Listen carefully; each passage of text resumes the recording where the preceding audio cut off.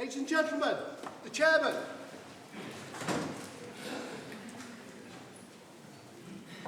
Good morning, everyone. Please remain standing while I ask Reverend John Davis to lead us in morning prayer. So let us pray. Almighty God, you call us, the people, to pray for our elected councillors.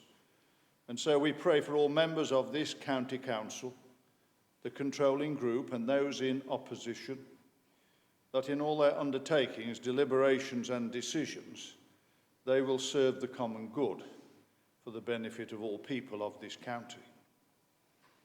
We pray for those employed by this council that their work in support of this council will be fulfilling and rewarding. And at this season of goodwill, as we wait to welcome again the Prince of Peace into our lives, we pray for peace and justice throughout the world. We pray for peace, reconciliation, and forgiveness among all peoples of goodwill to enable God's kingdom to grow in our lives. And we ask this in the name of the one who came to serve, not to be served, Jesus Christ our Lord. Amen. Amen. And so I invite you, if you wish to do so, to join with me in that prayer that our Lord gave us.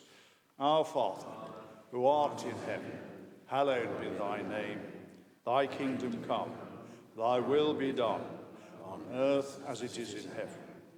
Give us this day our daily bread, and forgive us our trespasses, as we forgive those who trespass against us. And lead us not into temptation, but deliver us from evil. For thine is the kingdom, the power and the glory, forever and ever. Amen. Please be seated.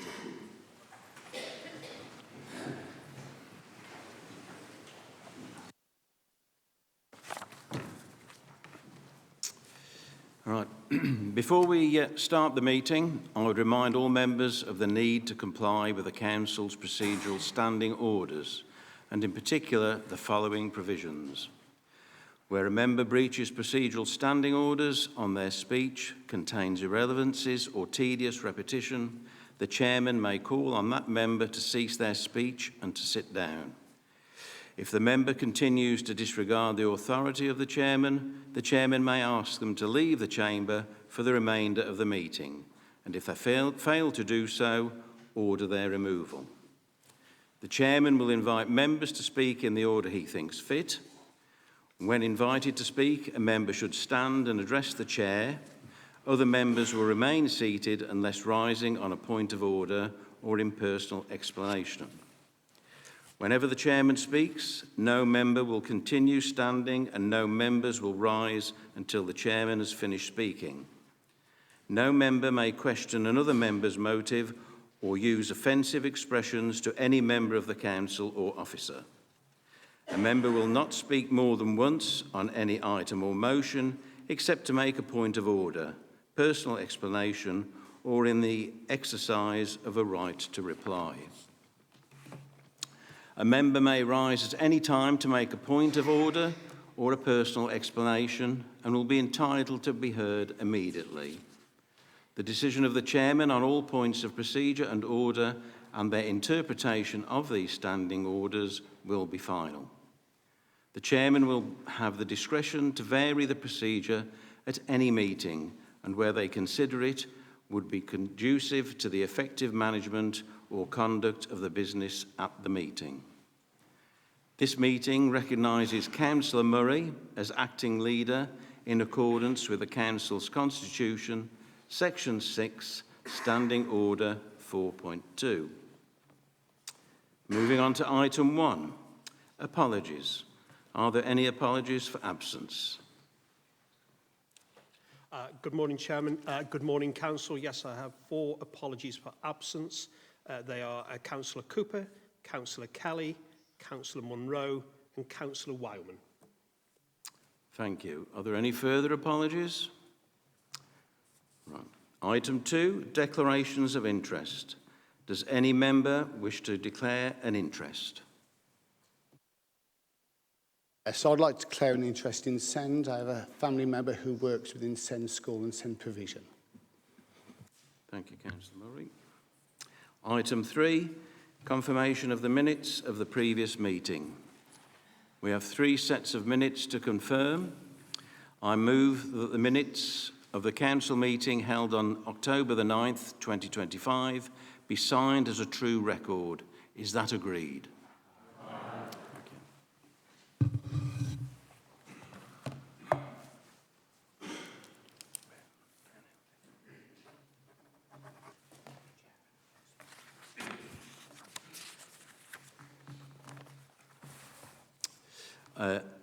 B, I move that the minutes of the special council meeting held on the 9th of October 25 be signed as a true record. Is that agreed?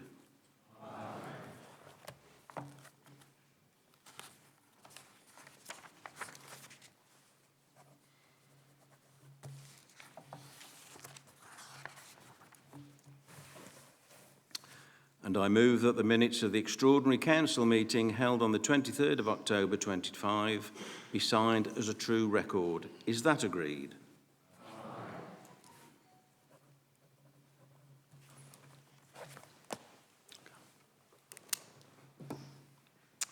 Item 4, Chairman's Correspondence.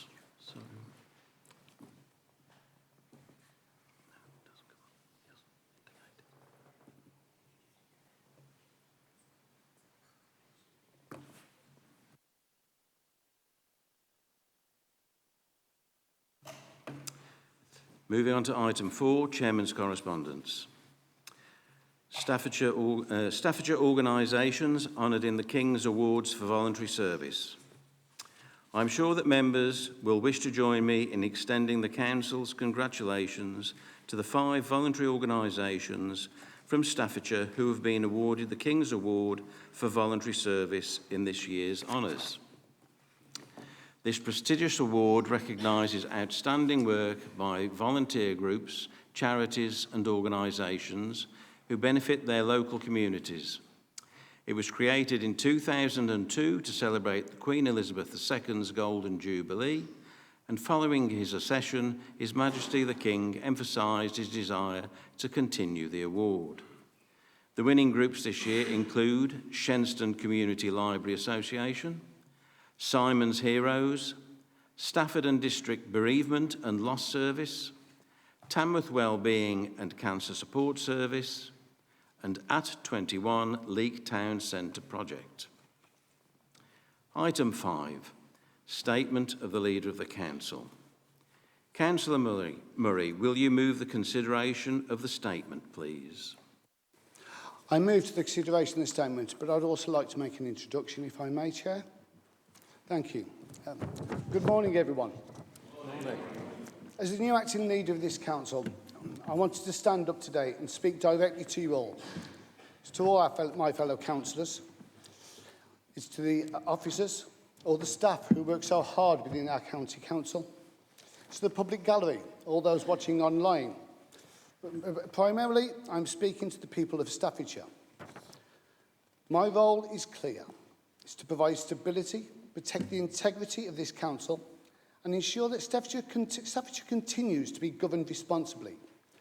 I will uphold the values of this county to protect our communities, to ensure that Staffordshire remains strong, united and respected. Most importantly, we will continue to deliver services without disruption, and we will do so with professionalism and dignity. I stood as a councillor to represent my community, not just in Cannock, but across the whole of our county and our country, to deliver a strong and more successful Staffordshire, a place where every single person has the opportunity to build the best life for themselves and their families, a county where businesses can thrive. My commitment to do this remains as resolute as ever. It has certainly been a difficult few days for this council, and I truly do recognise the strength of feelings surrounding recent events. But please, do not forget all the positive and frankly groundbreaking great work we are doing here in this council. It's important. And that we are united together to deliver our ambitious plans that will make Staffordshire the beating heart of this country once again. And I want to make it absolutely clear here today that I condemn any form of racism and hate on any platform. While we may not always share the same views or beliefs with our friends, our families, and definitely our politics at times, it is imperative that we all both listen and respect those views. Yes, raise your concerns, but use proper channels. We must all, and I mean every one of us, stop this visceral name-calling, the use of language and tropes that labels whole groups together. It's not just offensive, it is dangerous. It is dangerous to all serving politicians. Our own recent history has shown us just how dangerous that can be. Let us also not forget, it's more than just the personal group you aim it at. It affects their family, their children, their grandchildren, and not one of us wants that. As elected councillors, it is our role to lead by example. So I say again, yes, hold us to account. Challenge and complain where right to do so, but do it through the proper channels, allowing time for due process.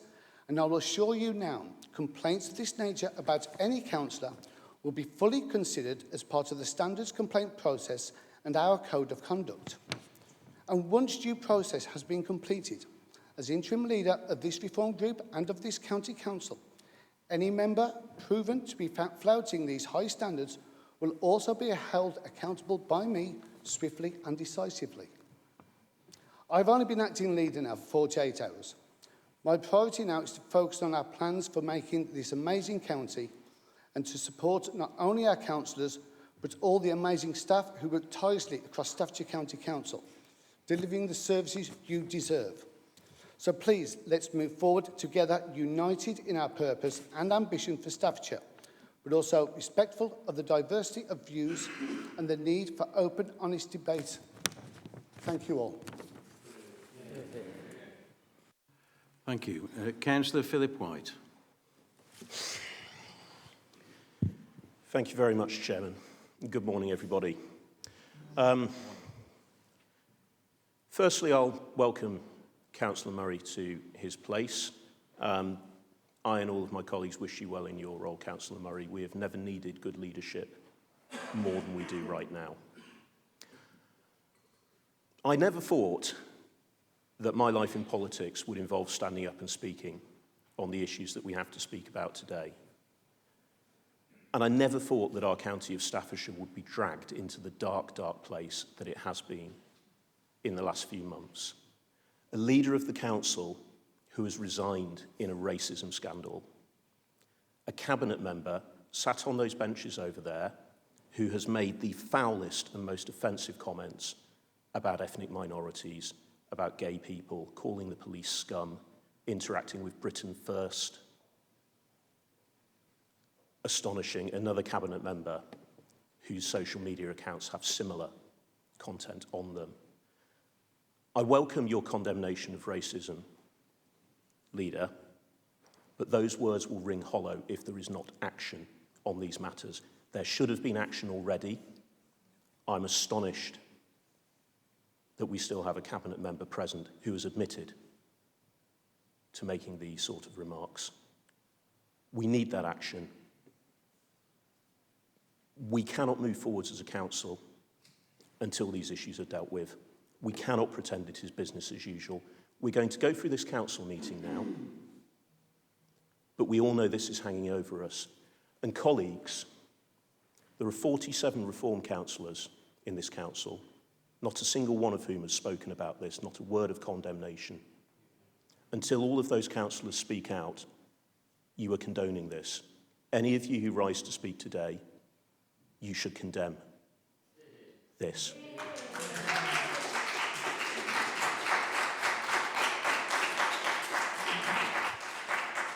Staffordshire is a kind and tolerant place. We should have no place for racism and bigotry in our politics. It should reflect the people of Staffordshire. Today is a day of shame for this council.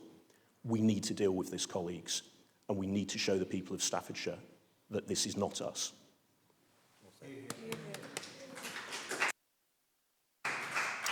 Councillor Jack Rose. Thank you, Chair. I could spend my time here today recounting the times I've been personally attacked and insulted by Councillor Cooper, the nasty comments, the petty name-calling. I could say, like others, how appalled I am at the atrocious and extremist views that Councillor Cooper follows. However, we give far too much time to the far right in this country already, and I'm interested in highlighting the contributions of the people attacked by Councillor Cooper and those he chooses to follow. The business owners who run restaurants and shops in our towns with authentic cuisine and artisan crafts.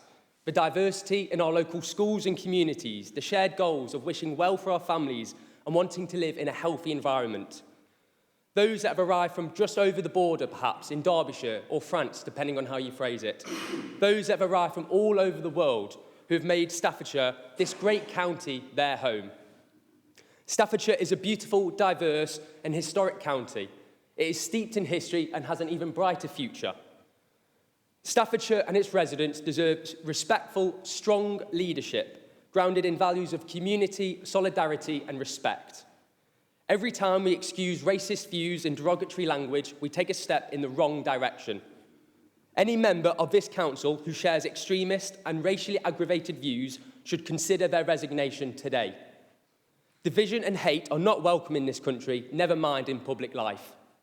I'd like to end my speech with a question to all Reform councillors. Do the racist, misogynistic remarks made by Councillors Cooper, Mason, Large and Allen speak for you all? How many more harbour these toxic beliefs? If Councillors Mason, Large and Allen are allowed to remain in a Reform group, they will taint you all with their bigotry and bring this wonderful council further into disrepute. Councillor Cooper should not be the only one tendering his resignation as a councillor. Thank you, Chair. Thank you. Thank you. The leaders of the opposition have spoken. I'm going to move this on now. Part 1 of the statement of items 1 to 7 are for debate. Items 8 to 13 in Part 2 of the statement are for information only and no debate is allowed on them. Part 1, Local Government Reorganisation. No speaker. Thank you.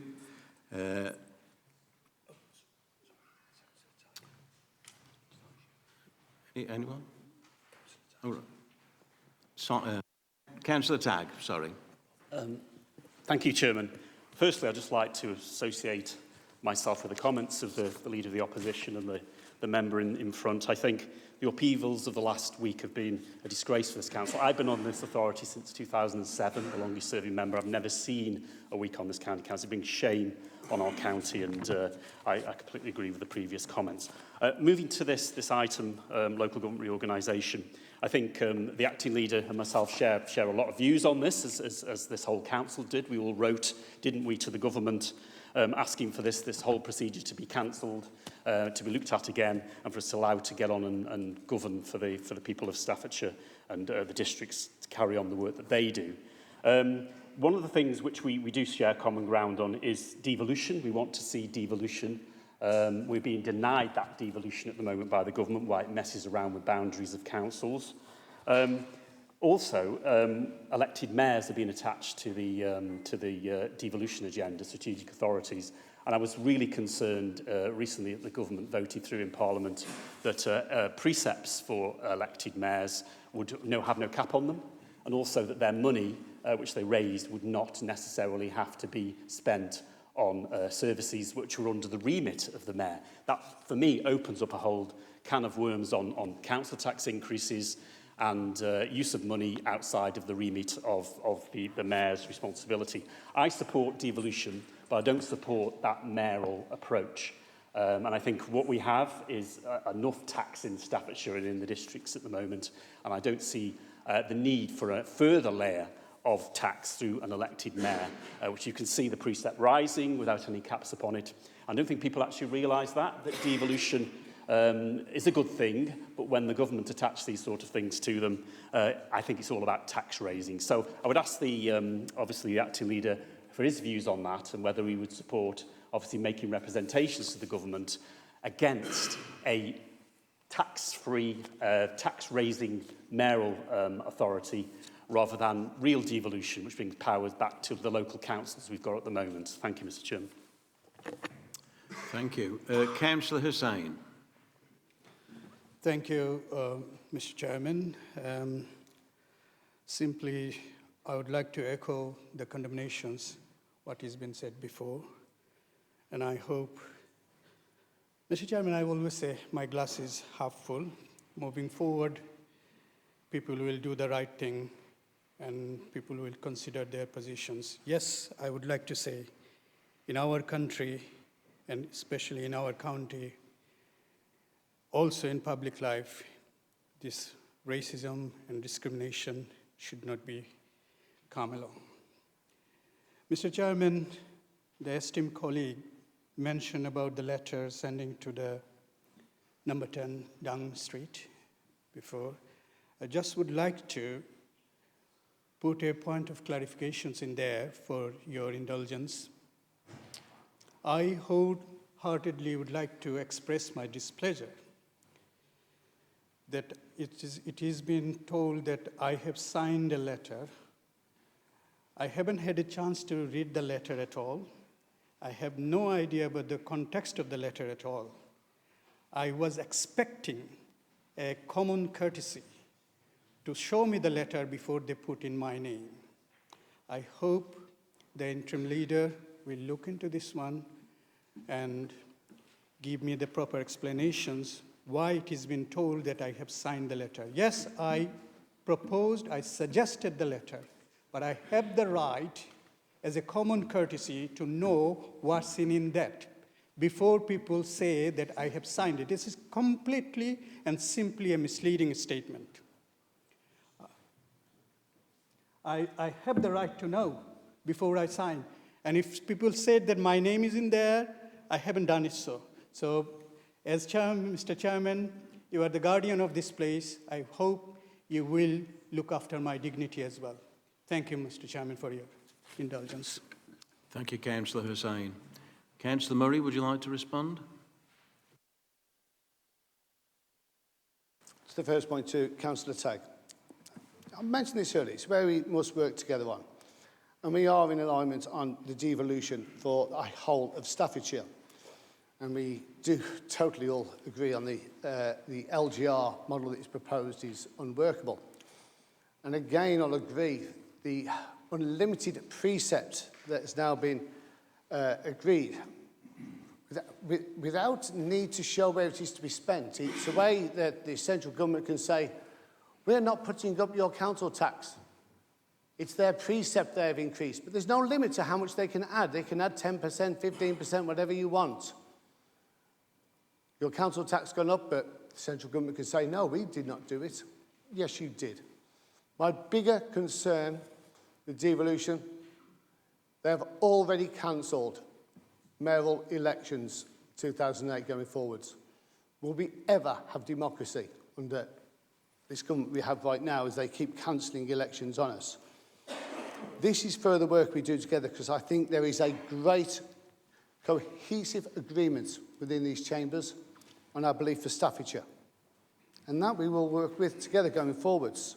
So I think there is great agreement with all of us on that one. On to the letter. Now, I'm sure that every single person got a copy of that letter, but I would like to go to Luke for clarification on that. But I was pretty sure that everybody had. If I can please go to clarification. Thank you. Thank you, Councillor Murray.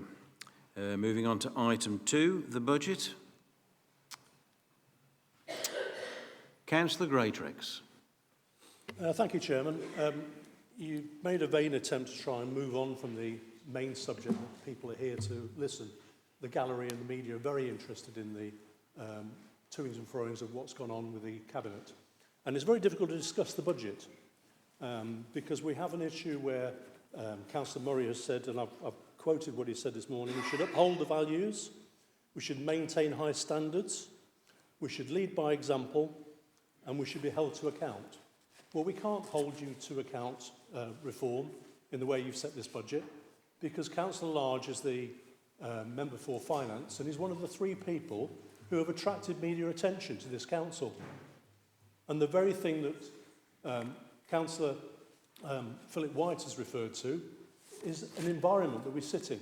So here we are attempting to discuss a budget when everybody's interest is in what Staffordshire is saying about its racism, its sexism, and its misogyny, and its anti-trans views, its anti-gay views.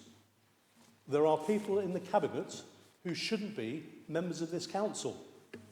That is the problem that we're facing. So to set a budget is made difficult by that environment. It's also made difficult by the fact that we don't have a draft budget at this stage. Some of us have been involved in this for a long time, know that the MTFS group provides something by this stage in the year so that we've got a draft budget to consider. I presume there's a good reason why this is delayed. One of the reasons might be the reform cabinet is collapsing as we see it.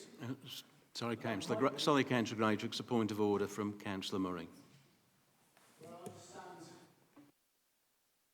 This is not the place for that right now. Sorry, my apologies. This is on the leader's statement. This is not going back over your own free will to raise your own points right now. These should be points on the leader's statement, not on your own free speech statement to go out on what you're making. It is on point of order on the leader's statement. If I may have clarification on that, should stick to the statement. Councillor Greatrix, would you like to? Yes, Chairman, I'm on item 2 of the leader's statement, which is the budget, and I'm saying why we're not in a position to even consider this. We've got 2 lines of information here. We don't have a draft budget, and we have an environment where the media is searching out people like Councillor Large, and we don't know whether he's going to be around in January when we get the chance to discuss the budget next. Unfortunately, we're behind the timescale in terms of when we should be discussing the budget. And members might want to sit back and just hope this blows away. But this is your council. This is your non-setting of the budget. At this stage in the year, we should be a lot farther forward. And the reason we're not are the reasons I've explained. It's ineptitude in terms of the Cabinet, and I presume some of the problems that the Cabinet are facing.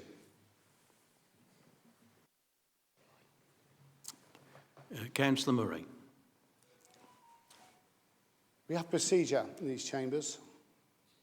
Does not give free will or opportunity to make full-on political statements. We know the procedure within here. We clarified it, the Chair clarified this at the very start of these proceedings today. I should expect all of us to respect that clarification that we held and the order of business to which should be. As I mentioned earlier, there are lots of things that are going on in the media, I mean, they're around with people's honest mistakes. And there is security infringement on accounts. But this is not the place to generate further. Your words can matter, and I mentioned earlier the danger in where that can go. It has far more reaching effects. It belongs in due process, and due process is where it should go through first. Let's keep it where it belongs before this gets seriously out of hand. And our history tells us where that can go next. So let's please remain back to the procedure which was stipulated at the very beginning of today's meeting. Councillor Chris Large, is it a point of personal clarification? Oh, well, I can't we have to move on then. Okay.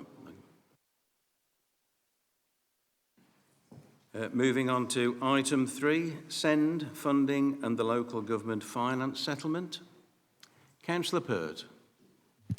Good morning, Chair, and good morning, fellow councillors. I'd like to associate myself with the comments from the Leader of the Opposition.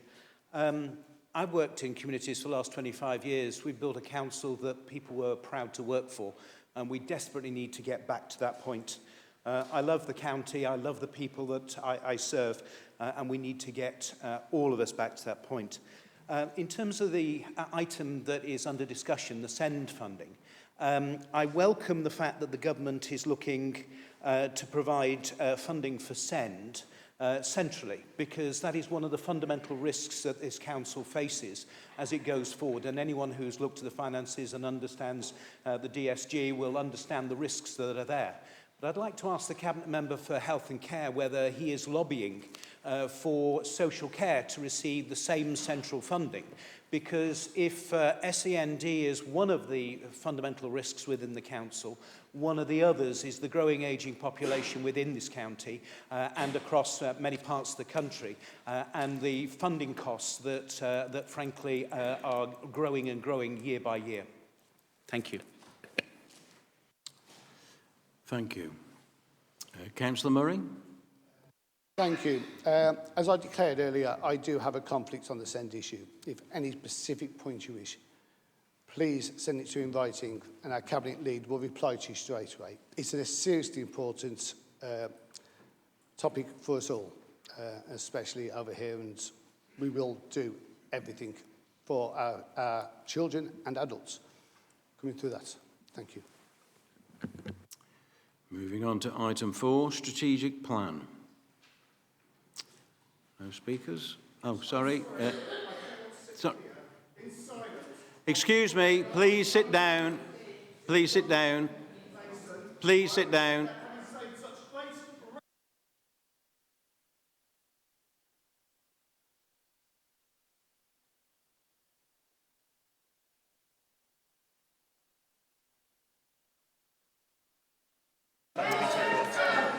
Meeting suspended.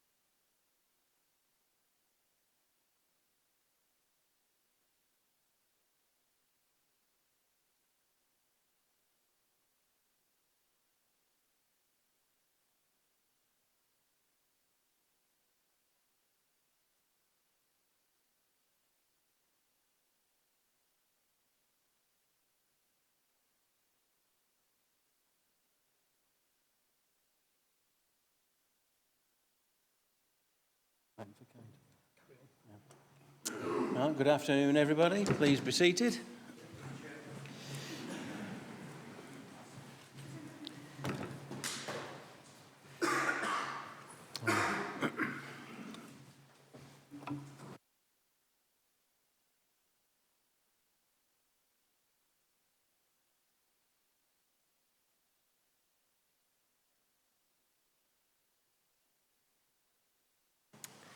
I hope you've all enjoyed your lunch.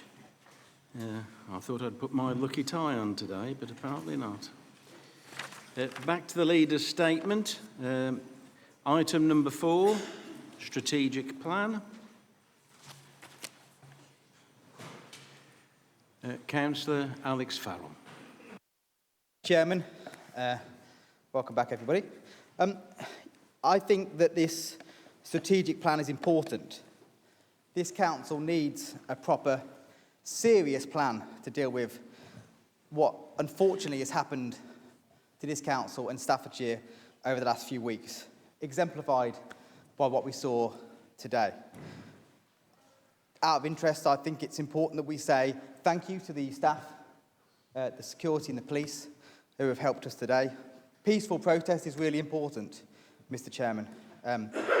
Protest is part of our democracy. And we condone all forms of violence and intimidation, but we should, as councillors on all sides, be happy to be scrutinised wherever needed. Councillor Murray mentioned earlier that some words I think is really important that we take into account today. Integrity, respect, professionalism. Point of order, please, Councillor Farrell. I'll hear it. This is how this all Murray, could you started. stand up, please? This is how this all started. What's the point? You cannot stick to the process. You have to take it to that place again straight away. And it was in my statement right at the very beginning about the consequence of actions of all of us. And we have seen, and I mentioned it, the real dangers this has. Somebody was assaulted in this room. Actions, process must be adhered to. Stick to what the points are. We are on the leader's statement. Stick to the leader's statement. Councillor Farrell. Mr. Chairman, respectfully, I'm talking about strategy of this council, and this is point 4, strategic plan. Political debate is not to be stifled here in Staffordshire. So just because we might disagree with you and oppose because we are the opposition doesn't mean we shouldn't be allowed to say it. So I'll carry on to talk about the strategic plan. And the words that Councillor Murray mentioned in the beginning of the council meeting today are important for our strategy, because moving forwards, we need to approach politics in Staffordshire in a very different way. Shame and a shadow has come upon this council because of the behaviour of some of these things. Sorry. I'm talking about strategy, An absolute Mr. point Chairman, of order so I'm going to continue. Please. I'll make it again. Mr. Chairman, is it? Can you both please sit down? I'll just take counsel.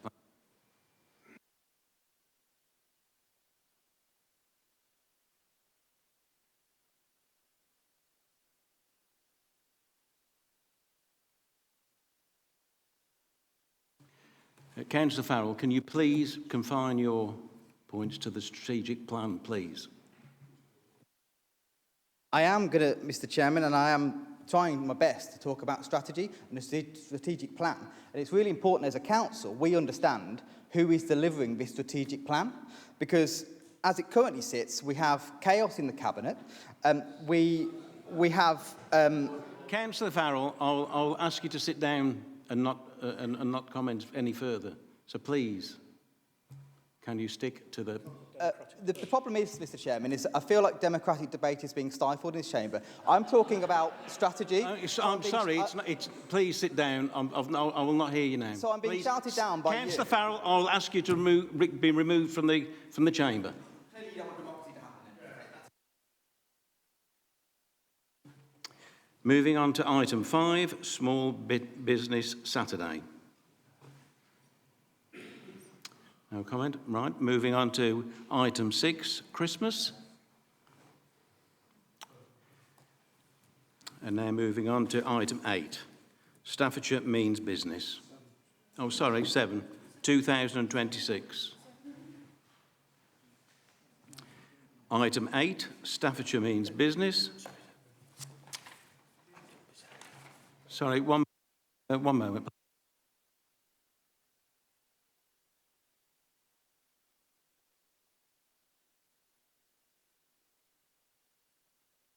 Right, moving on to part 2, summary of cabinet decisions. These are for information only.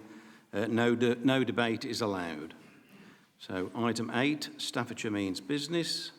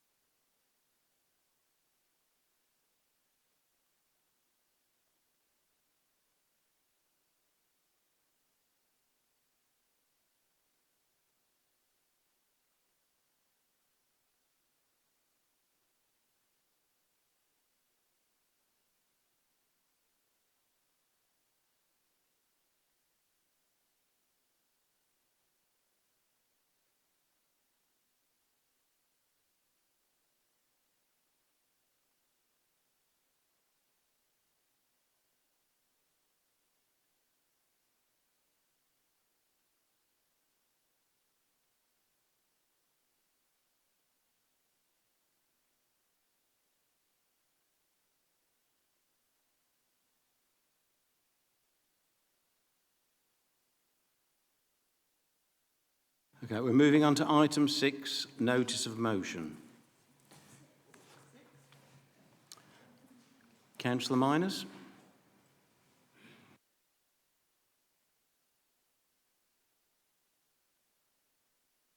Move the following motion.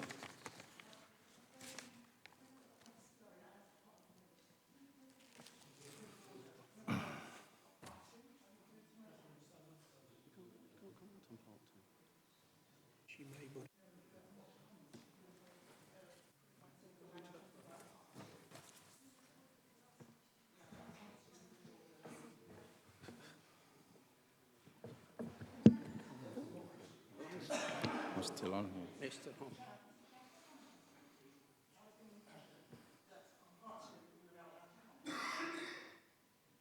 No.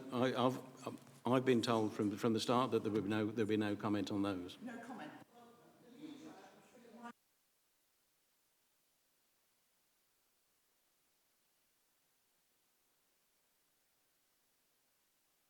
Let me please consult Thank you very much. officers. Thank you.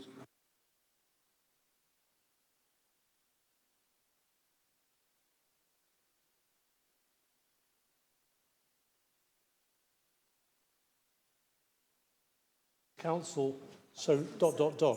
This council's not debated the following words after where it says this council. So what's happening is the reform group are making its policy and rubber stamping it through these reports. We have to be able to challenge that. Okay, thank you.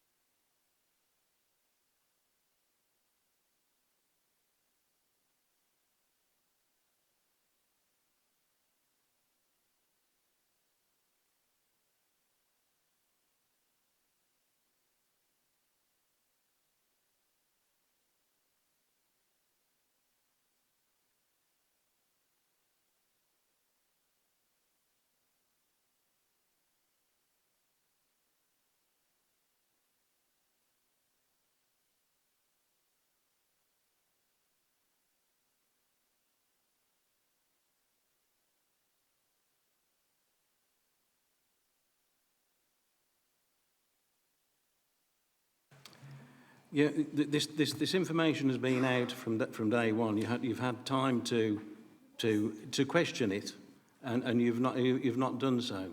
So we are going to move on. Excuse me.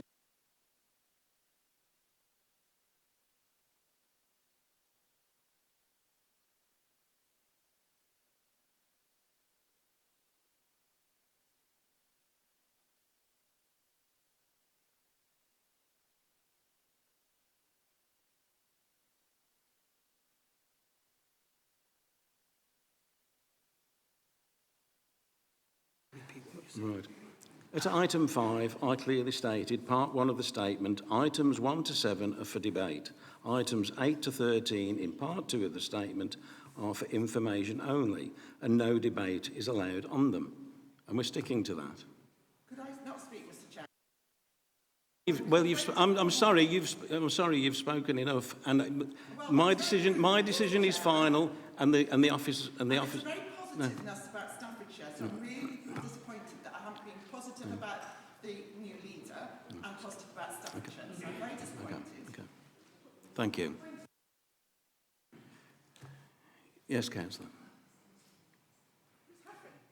Okay, so yes, we did have time to question this, and it was questioned. It was questioned before the meeting by my leader of my group, with the chief executive, I believe, or otherwise the county solicitor, and we were told that yes, even though it says no debate, we are allowed to state our case. Now, suppose you were to put something on here that said that you're going to put council tax up by 5%, and we couldn't debate it. Can you please explain to me how that's democratic, this county? Thank you.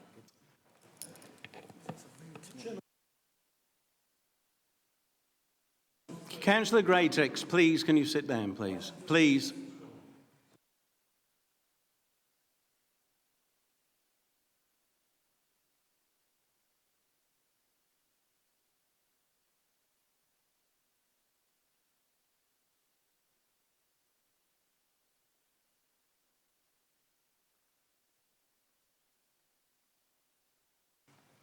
Pat Flaherty now would like to speak. Thank you.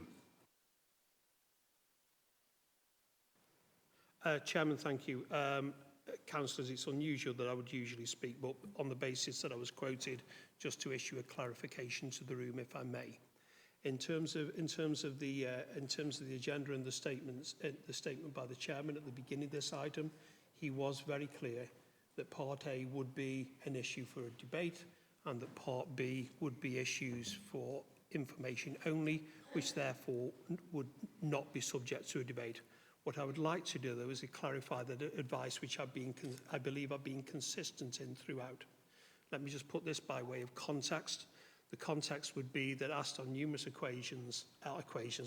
instances, whether the questions coming forward in the leader's statement have to be in relation to the items in that statement, or whether they can roam, indeed whether they even need to be questions in their own right.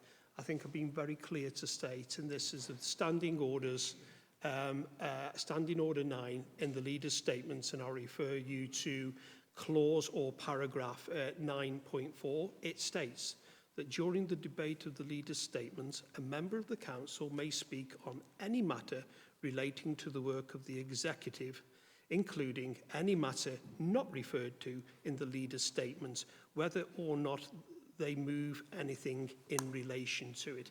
In short, anything can be raised in this chamber, and it need not be a question, although it can be within the leader's statements. I'm very clear on that, and that's the advice that I've given. However, we've also been, the chairman was also clear that debate would be allowed, which would include in accordance with clause 9.4, so that could be freely roaming debate or questions during part 1. I'll call it part 1. If it's part A, excuse me, during part 1 of the leader's statement. However, the chairman was very clear that the debate would not continue into part 2, which was for information over. So I do believe we've been consistent, and I do believe the chairman has been clear. Thank you, Chairman. Thank you. Right, going back to item 6, notice of motion. Councillor Miners, please. Thank you, Mr. Chair. Notice of motion. This council recognises that renewable energy technologies are an important element of energy infrastructure in the United Kingdom. I'll repeat that sentence. This council recognises that renewable energy technologies are an important element of energy infrastructure in the United Kingdom. However, we have concerns about the apparent ad hoc distribution of renewable energy generation and storage infrastructure around the country, and especially within Staffordshire. There is no national or regional plan that sets out best locations for infrastructure that balances all land use and community requirements. It is notable, renewable energy and storage system applications appear to be predominantly in rural areas and often on existing farmland, at a time when food security is a national priority. The lack of national and regional infrastructure plans means that we're being forced to make a choice between food and energy security. We believe that we should have both. For the county council-owned farmland, we do not support the provision of renewable energy production and storage until we are satisfied that the government has provided a much more coherent policy position to address the many conflicts. We support the decision of the Cabinet at the meeting on the 19th of November 2025 that the County Council, which owns a successful county farms estate. We will not be allowing renewable energy production and battery energy storage systems development on farmland within its property portfolio unless it does not significantly impact agriculture, dairy, livestock farming, i.e. we're quite welcoming to have them on grain, cattle sheds and such like. We note that the fire service nationally has said that this best infrastructure does not present a specific fire risk, but once a fire does occur, they are very difficult to manage. Given the industrial and hazardous nature of these facilities, the County Council believes the government should bring BESS into the environmental permit licensing regime. Accordingly, this Council supports a decision of the Cabinet that they're meeting on the 19th of November 2025, that A, the County Council takes the position in respect of government policy related to renewable energy and battery energy storage systems as set out in the paragraphs 24 to 31 of that report. B, that the contents of this paper be noted and that Councillor Andrew Miners will be requested to articulate these concerns back to government to urgently address by way of government producing a coherent policy and strategy plan for England. And that C, in addition to the above points, it be agreed that through our devolution discussions with government, we will be asked for consideration to be given regarding the benefits of securing a strategic relationship with Great British Energy so that local area has better oversight of the market and that any community benefits, bill discount schemes or other form of planning levies to be retained locally, e.g. energy infrastructure levies. Thank you. Is there a seconder? Proposal. And Chair, I reserve the right to speak. Okay. Councillor Jack Rose. Thank you, Chair. I would like to offer my support for this motion. I absolutely agree that productive agricultural land is not the right place for energy production. When we talk of sustainability, it is not just for energy, but for the cornerstone of civilization itself, food.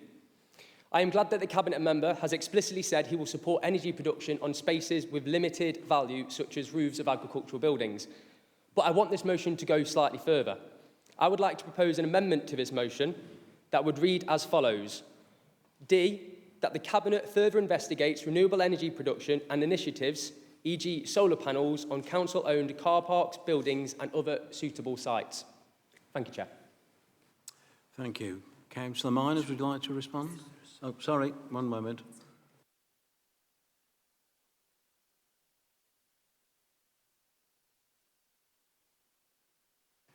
Do you have a written motion to hand over to me? No.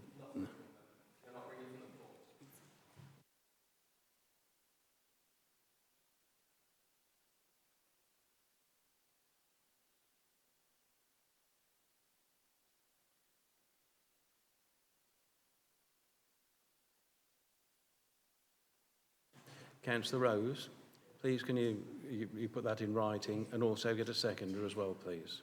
Thank you. Councillor Jill Hood. Yeah, okay. Thank you, Jim.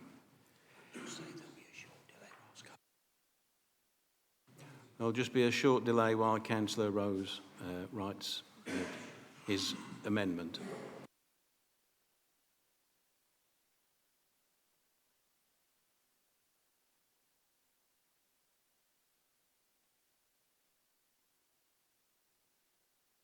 About actually who owns the car parks that we're talking about. They're not owned by the council, so perhaps we'd better go and have a look actually who is owning all of the car parks. So the county farms, we're owning them.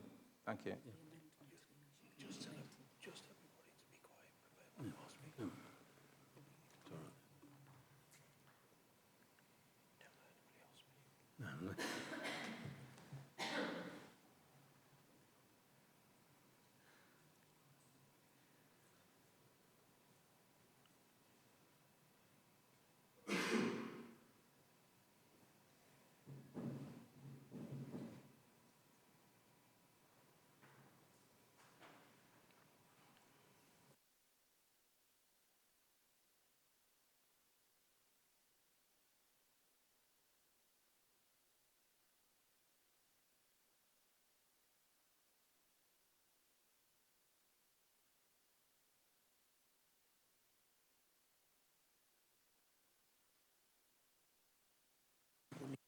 You will need to consider with me for a moment, so we might have to just leave the chamber just to consider.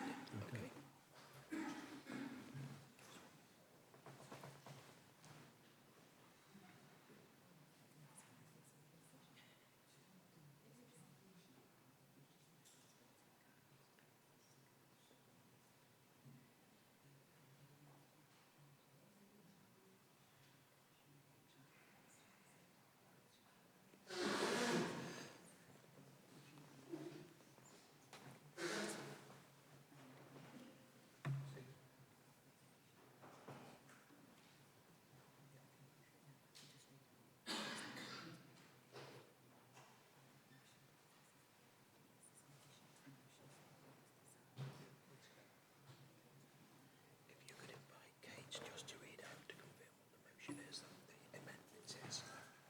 to read out the motion. It's okay, we'll just read out the addition. Okay.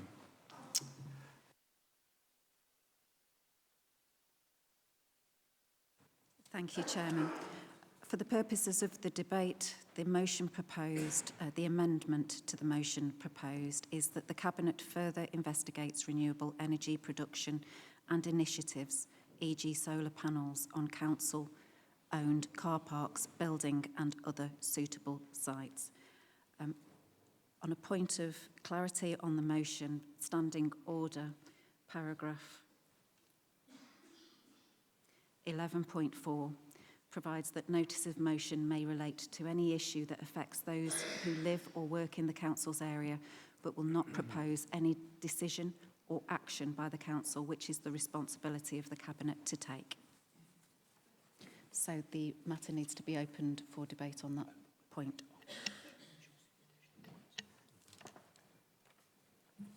This is open for debate only on the additional point. Simon Tagg, is that? Thank you, Chairman. Yes, on the amendment, I broadly support basically the intention of the motion and the amendment, but I would think something is missing from the, typical word salami that we've had from the portfolio holder in the original motion, and that is working in partnership. I think, as has been pointed out in the amendment, we are looking at car parks. Well, most of those are not owned by the county council. They come under other authorities or even private car park owners. So I would urge, if we do support this motion, is that partnership needs to be the key to this. And the Reform Administration, Mr Chairman, was bequeathed the Sustainability Board, which involves all the councils across Staffordshire and the City of Stoke-on-Trent. That is the forum where we need to take this forward, because we do need energy security, we do need renewables, we also need food security. But at the moment we've got obviously a motion before us that's just been amended with where's the evidence of the haddock distribution at the moment? Food security versus energy security, there's no evidence that Staffordshire's position on that at all. County farms policy, we hear of the county farms and sticking the flags in the ground for the county farms, but what is the policy on if some of those want to come forward for renewable energy projects in the future? I think also we talked about this, and I do sometimes laugh, Mr Chairman, when I hear the Great British Energy mentioned, which as far as I can see has been an unmitigated disaster by this government so far, employing hundreds of people and not actually achieving anything. We wait and see whether Ed Miliband delivers, but I don't think so. So, again, lobbying the government, yes, but are we lobbying the government that's actually got a sound policy on this? We don't know. So I think looking at the motion and the amendment, I'm not convinced that we've got it right in the motion or the amendment, because there's no partnership working, which I think a lot of this relies upon locally and also nationally. But I think the general thrust of it is good. Thank you. Thank you. Councillor Wallins. Thank you, Chair. And just to reiterate what Councillor Tagg said about how car parks mainly owned by districts and boroughs, maybe Councillor Rose is barking up the wrong tree and should reconsider his amended motion and go to the right appropriate trees to bark up. Wouldn't you agree? Thank you. Councillor Miners, do you have any more response? Do you want to clarify your response, or you? Yeah, thank you very much. I respond to Councillor Tagg. Thank you very much, Chair. I do agree that we are helping to try. We wanted to write to the central government as per the document that we had on the 19th of November. And here I would like to draw attention to paragraph 26, where we said that the Staffordshire County Council has to produce a spatial development strategy. So I agree with your comments also about the Great British Energy and where that's been driven. Hopefully we were looking for some clarity on where that's going. It does seem to be a mess. And we're also waiting for the UK Planning and Infrastructure Bill 2025, new homes and critical infrastructure, energy and transport, and streamlining the planning rules and nature recovery funds. There's a number of things here. And we were watching, perhaps yesterday, Mr. Ed Miliband on the television talk about the next COP21. And it says here in a newspaper article, I'd like to quote, the Cabinet is split over solar farms near Ed Miliband's constituency. And even the Cabinet is split there. And there's comments even from the Conservative government talking about shocking display of double standards by the Labour ministers that will, people who have to face their communities ruined by sprawling solar farms, okay? So we're talking about here the people of Staffordshire. There's about 4,500, 5,000 acres planned for solar farms and best energy storage systems in Staffordshire. So we just want to have some clarity. I would rather pass the motion today so we get moving and look for some feedback from the central government on this. So thank you very much, Mr. Chairman. Thank you. Can we have a vote on the amendment, Councillor Rose's amendment to the motion? All those in favour say aye. Aye. All those against say no. No. Thank you. I think that's clear. And is there any further debate on Councillor Minor's motion? Okay. And can we have a vote on Councillor Minor's motion? All those in favour say aye. Aye. And all those against say no. Thank you very much. Okay, thank you. Moving on. Oh, sorry. I missed that. Sorry. What was that? I missed. Oh, right. Okay, abstention. Sorry. Oh, yeah. Abstentions. Sorry. Yeah. Okay. Sorry. Thank you very much. Thank you. Okay. Right. Back to item 6 and point 2. As Councillor Cooper is not present to move the motion he has submitted, I move that the motion be withdrawn. Is that agreed? Moving on to item 7, changes to the Constitution. Councillor Murray, will you move the consideration of the recommendations, please? Yes, I move for this constitutional change. The purpose has already been brought forward in approval to ensure that the consistency between the amended shareholder agreement of Nexus and the Constitution of Staffordshire County Council. The change will remove the risk of ambiguity regarding the authority to approve, appoint or remove directors on the board of LATCO. This has been adjudicated already and I move for this to be accepted. Thank you. Is there a seconder? Mr. Chair, I second that motion. Thank you. Do you wish to reserve the right to speak? Anyone? No.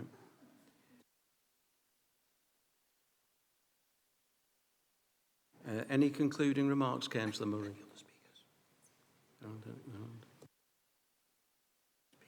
Any other speakers, just in case they missed that? Right, okay. Councillor Murray, any further remarks? No, I just put this forward. I put this forward to be approved. Thank you. Thank you. It has been moved and seconded that the recommendations contained in the report be approved. Is that agreed? Agreed. Thank you. Item 8, appointment of Chairman and Vice-Chairmen of committees. Councillor Bagley, will you move the consideration of the report, please? Good afternoon. I move for consideration the changes to the committees for Vice-Chair and Chair. Thank you. Do you wish to reserve the right to speak? Any speakers? No? What's that? All right. Yeah, and can I have a seconder for that, please? Second that, Mr. Chairman. Thank you, Councillor Broom.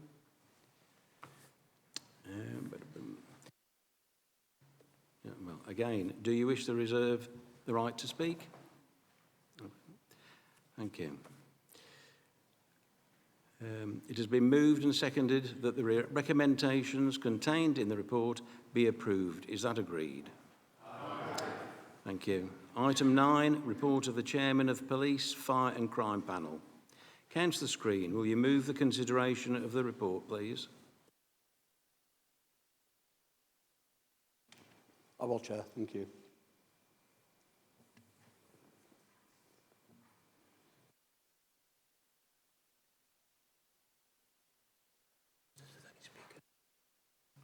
I move that the report be received. Is that agreed? Aye. Thank you. Item 10, questions under Standing Order 8. Members, the 15 questions and answers have been circulated to members and published on our website. In accordance with the usual procedure, the questions and answers will be taken as read. I will allow each questioner 5 minutes in which to ask a supplementary question and to receive an answer. No debate is allowed on questions. Councillor Farrell to Councillor Murray. Thank you. I do have a supplementary. Thank you, Councillor Murray, for your answer. I find it quite troubling. You put a link on there to minutes. So I've gone onto that link, 24 pages of minutes, of which Birmingham is mentioned 3 times, twice in a factual context, and once, and I quote, Lichfield District Council has previously considered joining the WMCA. For those who don't know, that's the West Midlands Combined Authority. However, concerns over the possibility of Lichfield being required to take on more of Birmingham's housing numbers stopped us from joining. So I do go back to the question I asked Councillor Murray, and I'd like to know, is it that you don't know the difference between the West Midlands Combined Authority and Birmingham City Council? Did you misspeak? Or are you purposely trying to mislead the council? Thank you. Councillor Murray. Thank you. Grammar and sentence is everything, and you tend to lose it when you just snip down a single phrase and repeat it 1,000 times across all social medias. And it was in the answer, the written answer. And I did say they were looking towards Birmingham. And then I said, we could. Big key difference there. There's a full stop, it's a separate sentence. Could lose that cathedral city to Birmingham City Council. And where else has Lichfield been looking towards Birmingham for? I mean, I wonder why Lichfield is not a member of Staffordshire Chamber of Commerce. It is in Staffordshire after all, but no, a member of Birmingham's. It's out of Tamworth. The LVEP, Local Visitor Economy Partnership. Everybody in Staffordshire is a member. Lichfield, Conservative leadership of the District Council, Conservative County Council there. No, don't want to join it. We're going to UK Reef this year, again. It's a huge conference. And this is where major developers go. It's where you look for that big infrastructure. Those big developers come in to really ignite a town, a business. Every district, borough, they're all coming. Not Lichfield. No, they've sectioned yourself off from Staffordshire for some reason. And it's not in recent months. No. This has gone on for a few years, by the way. It comes even more to why you'd even be exposed to Birmingham City Council. And I have mentioned this before. During the bin strike that went on, the first area outside of the West Midlands Combined Authority to help Birmingham City's council strike was Lichfield. Admirable. They build them at the standard rate. But seeing as Birmingham is basically already, one for a better word, bankrupt, it did fall for its Section 114 in September 2023. I have searched, they have not yet been paid, and the likelihood of them ever being paid for that service is very unlikely, to say the least, certainly as the strike carries on. I mean, their own economic reports, and it's throughout there, they continually mention their links towards Birmingham, their businesses, their work, their culture, their societal. And then you have the permanent comments on there in recent months about saying, what does Lichfield have to do with the likes of Stoke? What does Lichfield have in common with the Moorlands? They've permanently ostracised themselves from our county, from this county, from the people of Lichfield who know they belong to, who want to be in Staffordshire. So yes, you are looking towards Birmingham. It is written because you've written it yourselves. How is a single point that a lie? Maybe the company that was set up, the West Midlands company that was set up, limited company as a Lichfield, didn't set up one called Staffordshire. No, West Midlands. Thank you. Item 2, Councillor Rose to Councillor Murray. Yes, thank you, Chair. I do have a supplement question. I guess I have to firstly apologise as the acting leader hasn't really had time to consider the role due to the new position he's had. But the answers given here are very wishy-washy and very generic answers. Local investment, efficiency and economic development. Really, I want some substance. What specific initiatives are these local investments, this efficiency, what specific initiatives are going to be pursued? I understand that the leader might not have the answers at the time because he is new, but please can we actually have some specific policies rather than just general wishy-washy statements on local investment? What does that mean? Thank you. Councillor Murray. I mean, there's been a lot talked about this political assistance. It's not a strange position. It's actually quite the normal across this country. I mean, North Devon, South Cambridgeshire, Warwickshire, Gloucestershire. You know, there's quite a lot of unitaries, boroughs, councils, city councils that have this position. The previous administration years ago had a similar role, just under a different name, as we've shown before, and that was a paid role. So it's quite a normal position. This is held across many councils, many unitaries, and even at borough council level. And where does it lie? Well, it lies in all of those, and most of it is on that unknown. How do you know what to go and ask? How do you know what you can go and put forward and push and research? Now, we have great officers here, but their role is that to be politically unbiased, to do that job, and it is brilliant. But sometimes you want to go and search, well, how do you do that under a political framework as well? And that's where this role comes in. And this is why so many areas have them. It went through absolute due process. The interview stage, multiple stages, the way this has been paid, again, went through the full system.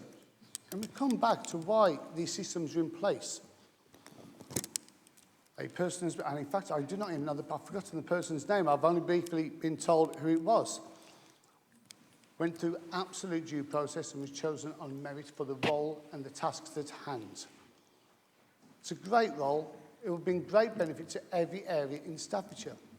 And the proof of that is why so many places have one, is that it helps so much within that internal structure. Thank you.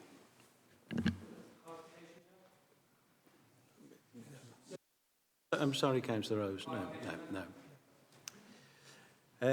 Question 3, Councillor White to Councillor Murray.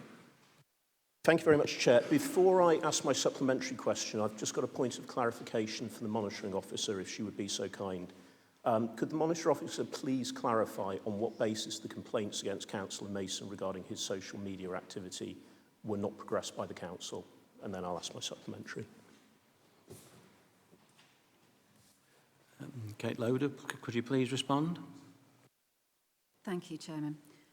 The posts made by Councillor Mason were made in 23-24 before his election as a county councillor in May 2025. Staffordshire County Council's Code of Conduct only applies to actions taken by councillors and therefore does not apply in this case. The matter was referred to Reform UK for their consideration. Councillor White. Thank you very much, Chair, and thank you to the monitoring officer for that clarification.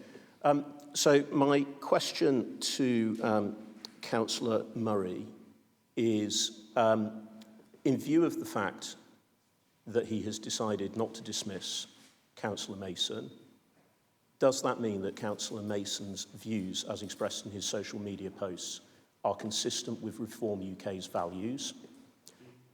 I would also ask him to reflect on that over the holiday period and consider whether Peter Mason's continued membership of Cabinet is appropriate. Councillor Murray. Thank you. And I thank you for the manner and the respect in that response there. It is how it should be delivered. And that is respect, and that needs acknowledgement. I said about due process, due procedure, we mentioned it a lot. And it did go through the Reform UK due process. And to say that due process does not act expediently and with absolute ferocity, I'd say, and it'd be hard to disagree at times, seeing where I am sat right now, shows that they do not take these actions lightly or where things sit. And due process has to be adhered to. Now, these decisions were taken. I'm now in a brand new role. I'll adhere to what has been done because it has already been done, it is in the past, and we move forwards. We must accept where things have been done, where apologies have actually been made. And there's a note actually within the prayer today about forgiveness, about moving on. And if we all forget that point about acceptance of mistakes of one's past, of misunderstanding of where something may have lay to where it is today, and I'm sorry that our site is in real trouble, because that prayer meant quite a lot in those last bits. I think we should all rehear it again. It's an essence that runs through all of us and should do at all times. And for those reasons only, I'll come back to my original statement that anything that we're going forward from now, due process will come forward and I will act. Do not doubt my integrity. I have seen true horrors of this world. I've witnessed it, I've stepped in, I've been that active bystander. No, I will not accept it. But where it has been done, due process has been delivered. We now must move forward together to get jobs done. And on that, I hope we can all agree on everything. Thank you. Question 4, Councillor Beardmore to Councillor Coles. Thank you, Chair. Thank you, Councillor Coles, for your answer. I do have a supplementary question. Given these examples of bespoke costs and missed opportunities, what steps will you take to ensure future investment decisions are properly scrutinised, delivered for value for money and focus on spaces that sustain libraries and communities? Councillor Coles. Thank you, Chair. Thank you, Councillor Beardmore. So, in the previous meeting that we had, we talked about the costs of over £1 million on Burton Library. Before I came in, many costs have been put forward. So, one Burn Library is going to look lovely, but over £200,000 has been spent. Once again, up to nearly £10,000 on a sensory nook, £2,500 on a sensory wall, £17,500 on a bespoke shelving. So one of my things that I've done since I've come in is we've done a whole due diligence. We're looking at all the costs, including the furniture, because every pound matters to taxpayers' money, and every pound needs to go further. So that's why we've consulted with our residents to find out what they need, how they're using our libraries, to make sure that we can design those in the best way. The previous designs were mostly by architects, which is great, but then when you walk through, anyone can see it's not so much of a welcome space, and the whole brief was it needs to be a welcoming, safe space. So we're already on making changes on that to make sure that it meets that criteria. Then you go to even things like the chairs. They're over £1,000 for a chair. We can't continue like that. Every penny is taxpayers' money. So I'm looking at low-cost alternatives, but there'll be quality. Because at the end of the day, there's many more things now, more adaptable furniture, making sure that it can mobilise them, making sure that more libraries can get investment in them. So instead of inflating costs, we're looking at how we can do it better for the taxpayers. The library investment funding, for instance, was used on some of these before we came in, and it was believed it could only be used to the library, but just a quick look at that, actually it can be used for community-facing areas to support sustainability more. So the biggest oversight of the previous administration was in libraries such as Burton, such as Wombourne, where the key income generators, which are the ancillary buildings such as your meeting rooms, your halls, that already Barclays Bank in Wombourne were paying money to sit in. Oh no, they just left them. We're looking a mess. And actually, the hall in Wombourne, when I went and looked, there was a hole. The people are playing boxing in there with the police. They've got dramatic societies in there. The electrics weren't suitable. There wasn't fire regulations put in place. Is that good ownership if we care so much about our communities? But it feels like a consistent failure to me, and that's why we stood. Removing all this political stuff, I've stood as a taxpayer because I cared about the way this country and our spend is going. So obviously I'm doing a field review at the moment. I'm putting in tighter controls, practical, flexible layouts, income generation to ensure that put forward a marketing plan, meeting rooms and other areas are considered. I've visited all the community libraries. The comment to me was, we've never seen our county councillor before. So let's be clear about this. The consultation has been happening, and as we're talking about social media and integrity right now, to actually use that for political scaremongering is totally unacceptable. And it breaches standards, misleads residents who deserve facts, not fear. So, was it driven by the leader of the opposition, Councillor White, and Councillor Holland, because of the 9 petitions under the administration in 2014 with over 8,000 signatures when they proposed to cut staff, building maintenance and cause widespread concern? So they now know how fear escalates. Look at what happened today. They are putting us at risk by snipping information where they had an email that said this was not going to be cutting anything.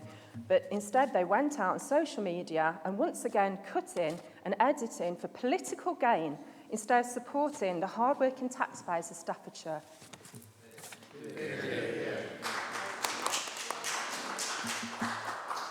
Question 5, Councillor Nixon to Councillor Murray and Councillor Coles. Excuse me. Yes, please. Sorry? What do we... So we can do a point of personal. Oh, right. Okay, yes.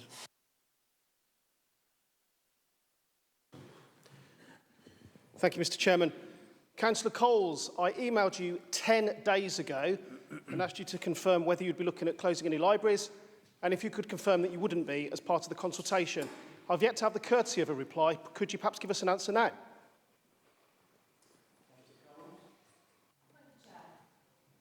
At the moment, they're going through standards, so I'm waiting a reply from the standards, so I do not want to reply. I do not want to interfere with you without interference politically, and I believe you can read. The attached email clearly stated that. Do I need to spell it out for you again? Thank you. Question 5, Councillor Nixon to Councillor Murray, Councillor Coles. Thank you.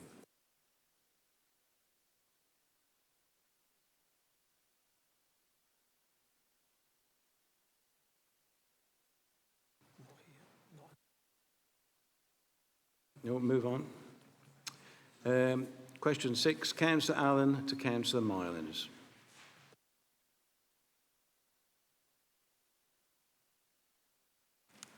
Thank you, Chair. And thank you for your answer, Councillor Miners. Given the growing problem of nitrous oxide canisters littering our streets, and they're posing the risk to our children, increasing the clean-up costs and fuelling antisocial behaviour, will the Cabinet member commit to working with Councillor Screen to help deliver joined-up strategy for tackling both the environmental and the community safety aspects of this? Thank you. Councillor Miners. Thank you very much, Councillor Aaron, for that question. Yes, we are. We want to make a new campaign launch in the new year to provide clear guidance on the cylinders that should never be put into household waste or recycling and should instead be taken to the designated disposal points which will be made available to our household waste recycling centres.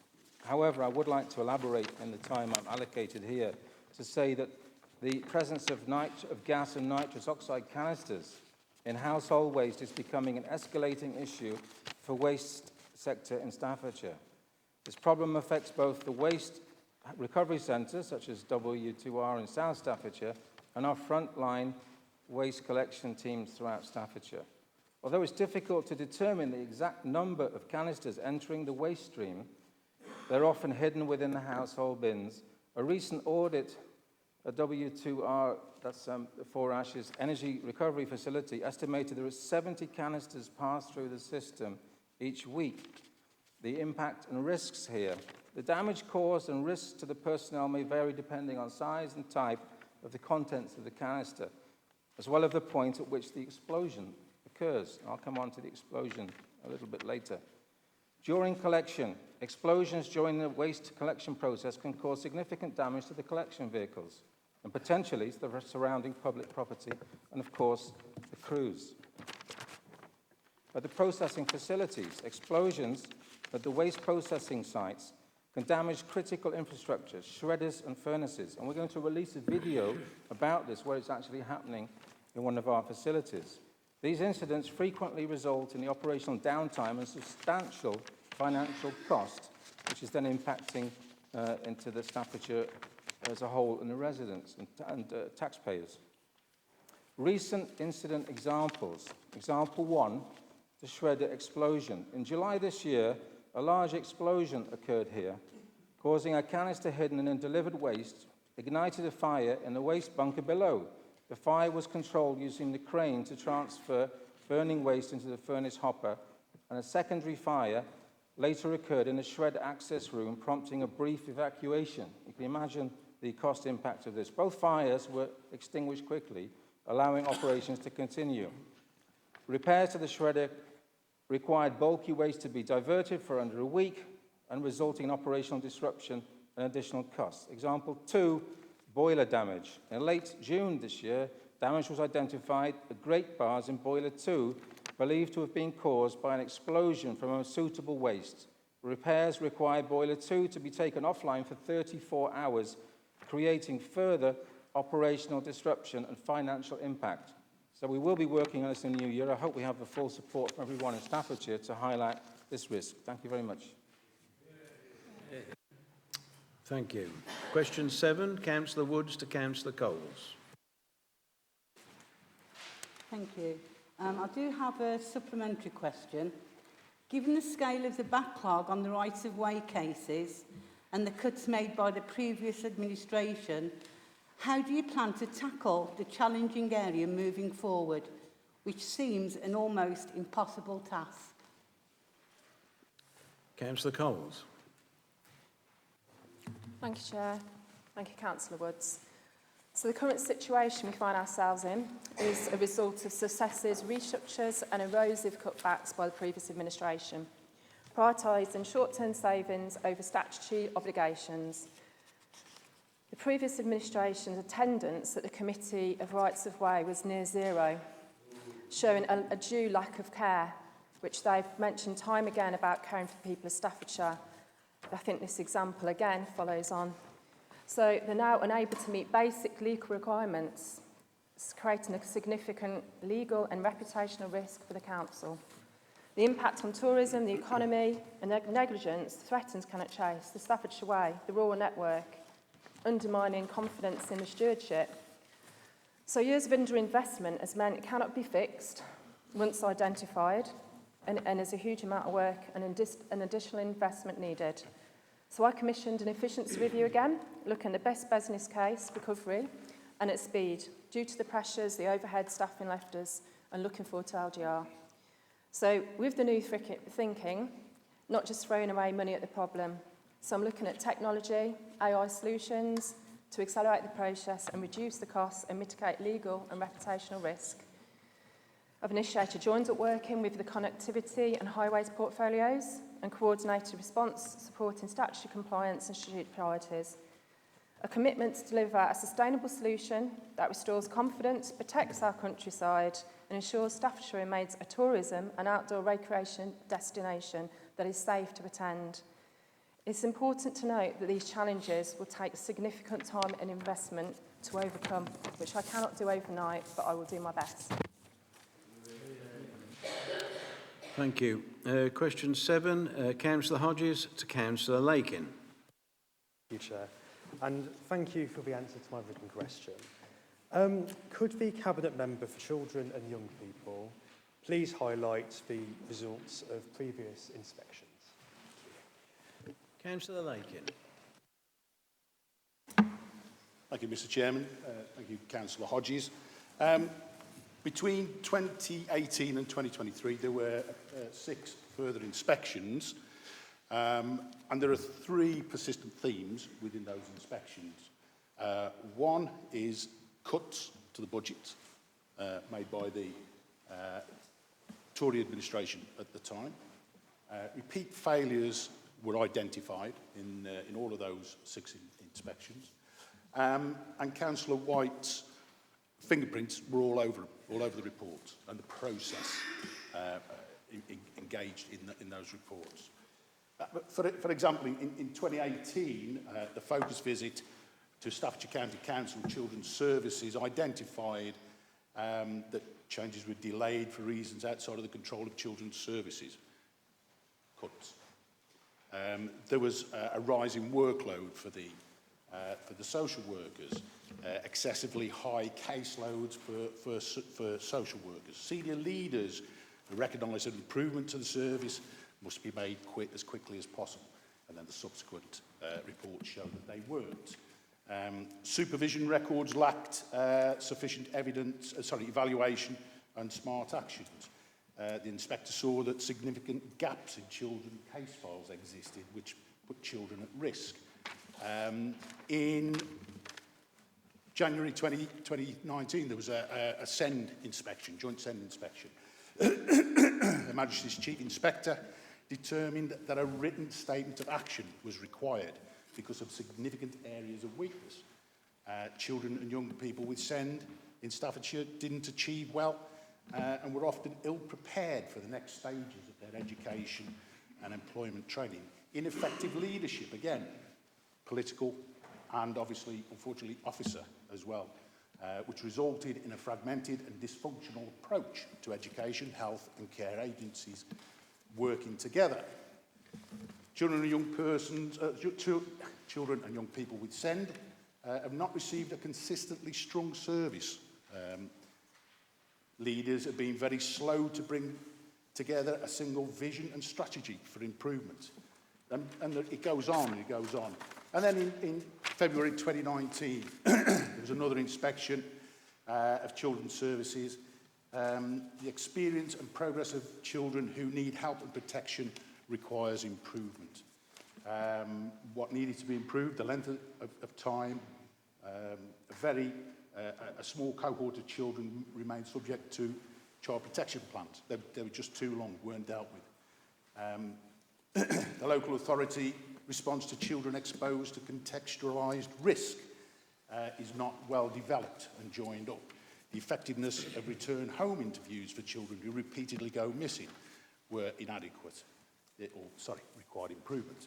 The effectiveness of the response to young people who present as homeless required improvement. The rise in electively home-educated pupils have been significant, and there is very limited challenge or safeguarding checks for those families. The effectiveness of the response to care leavers, who the local authority are not in touch with, required improvement. In 2022, there was a joint SEND revisit to Staffordshire. More areas requiring improvement. July 2022, a focus visit into Staffordshire where, in all honesty, the Tory administration thought they were good, when in fact they were bordering on inadequate, but there was a lot of requires improvement. Subsequently, we come to today, or this week, when we've had the inspection, and hopefully there will be improvement. But that just gives you a flavour of those improvements. The failings sat across there. Some of them are still here. So that's where children were let down in this county by the previous Tory administration.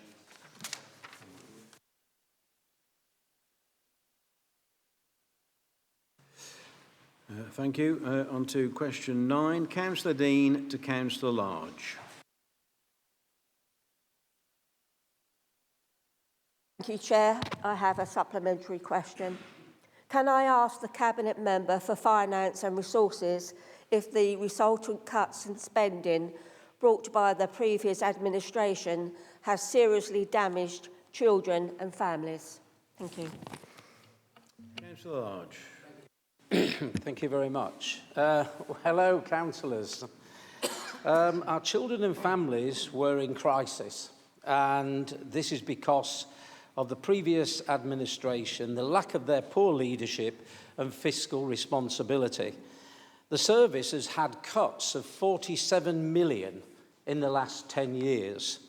Over the past 10 years, we've had, as you've heard from my colleague, that Ofsted have been in and constantly criticised for inadequate performance and needing improvement. In 2022, there was a new structure which was overseen, and strangely, by peer of their absence, the leader who was now deputy leader at the time, and also our other councillor is on, and a member of the public today was our previous cabinet member for children.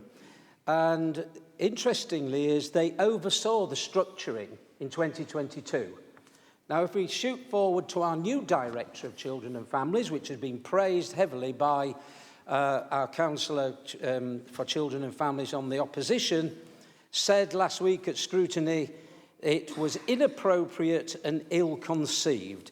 This has led to a plethora of problems and failings and shortcomings on KPIs, putting Staffordshire children at risk. Oh, he's come back now, so it's good to hear.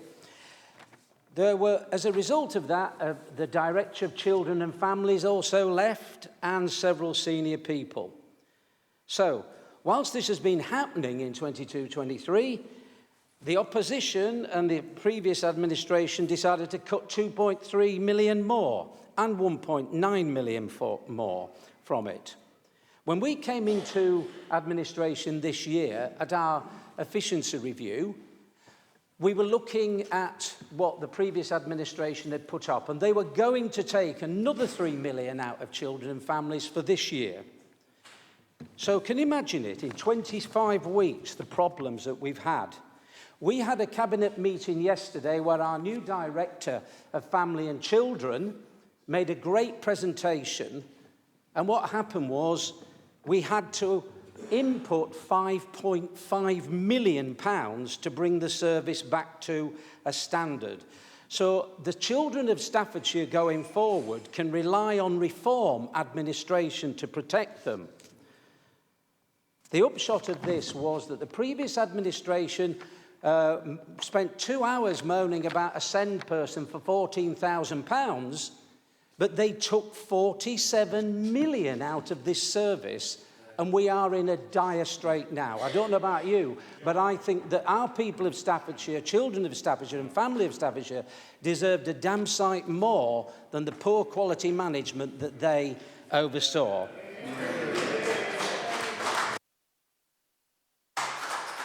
Question 10, Councillor Edwards to Councillor Large. Thank you, Chair, and thank you, Councillor Large, for your written response. I do have a supplementary. Can I ask the Cabinet Member for Finance and Resources to confirm that the previous Conservative administration wasted taxpayers' money on a CIC organisation, and why did the service mysteriously appear in-house? Councillor Large. This, I've requested several times from a number of our departments. You know, at the moment we're looking at our charities, because I believe that we've not had the right level of due diligence and the level of audit that we should have had on these organisations. This one particular instance, we've mentioned it before, we gave £2 million to a refugee charity that had an 80% ratio of staffing costs. We now have a team of 18 full-time heads managing £13.6 million worth of charity money, government grant money. What's noticeable to me is that when we get government grant money, be it in Ofsted, where we can have a half a dozen teams spending money, where we've got another group of people that's been put through grant money, there seems to be a really serious lack of due diligence and control over some of those areas. And so what I would like to do is propose in 2026 that we take a stronger look at the protocols and principles, and we tighten our controls, because you've heard me say it before, grant money doesn't come from a grant tree. This is taxpayers' money, and we should have massively great control over it and not just think that we can throw this money away. Thank you. Question 11, Councillor Wallins to Councillor Higgins. Thank you, Chair, and thank you for the question, Councillor Higgins. The costs do seem very high indeed. My question to you is, what has been done to reduce them, and what are the alternative models that are being considered? Thank you. Councillor Higgins. Thank you, Chair. Thank you, Councillor Wallins. I've got to say, unfortunately, I do agree with Councillor Large and Councillor Lakin. I'm afraid the previous administration have let the young people of Staffordshire down. The SEND system, I couldn't believe my eyes when I first joined as Cabinet Member for Education and SEND, when I realised how the service was being run. It was absolutely awful, and I just don't know how you all can think that you gave a good service for children and young people. But anyway, I'm going to move on and answer the question to Councillor Williams. I need to give you some figures, really. I don't know whether anybody else has seen these figures, but the highest cost for home-to-school transport for a young person per year is £72,158. And the highest school placement cost for a young person in Staffordshire is £170,046. I just want to give you a bit of background knowledge to where these figures come from. It's to do with the legal requirements that we have to follow, the reason some of these costs are so high. Staffordshire supports over 9,700 children and young people with educational health and healthcare plans. We provide transport for 2,890. Of those, 290 travel in single occupancy vehicles. Statutory guidelines require safe, comfortable travel with minimal stress and journey times. So for primary child, it's 45 minutes, no longer. For secondary pupils, it's 75 minutes. So all of these requirements have to be taken into account when coming up with a taxi transport for a young person. Single occupancy taxis are provided on factors such as child's needs, home, school, location, number of pupils attending and journey time. So again, all that has to be taken into place. So when you look at the highest taxi, that's £72,158. That will be for a young person that possibly has to have a personal assistant with them and all that sort of thing. So you can see the costs are quite high. So what are we doing as a Cabinet, and what am I doing as a Cabinet Member for Education and SEND? Transport is one of my responsibilities. So what we're looking at is bringing better better sharing of taxis. So we're looking at routes, we're looking at young people, we're looking at all the various things that we have to look at to try and put more children into taxis. We're also looking at issues that are legal that we can't change at the moment without lobbying the government, and that's what we're going to do as a cabinet. There are issues that we could do and change those costings, but we can't. We need the government to support us on that. So we're going to lobby the government. We've brought in and we're bringing in a new vacant seat policy that was discontinued by the previous administration. So that meant some families, our Staffordshire County Council bus service will go past their home, and young mainstream children couldn't catch the bus because we hadn't got a policy, because for some reason the previous administration decided to get rid of it.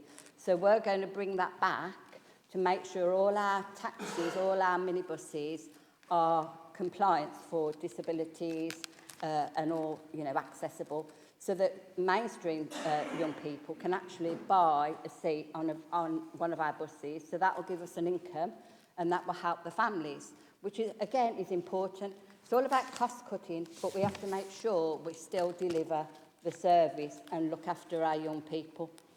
The second thing we're doing to improve the standards of our taxis and our transport is improving provider standards from what was in place again under the previous administration.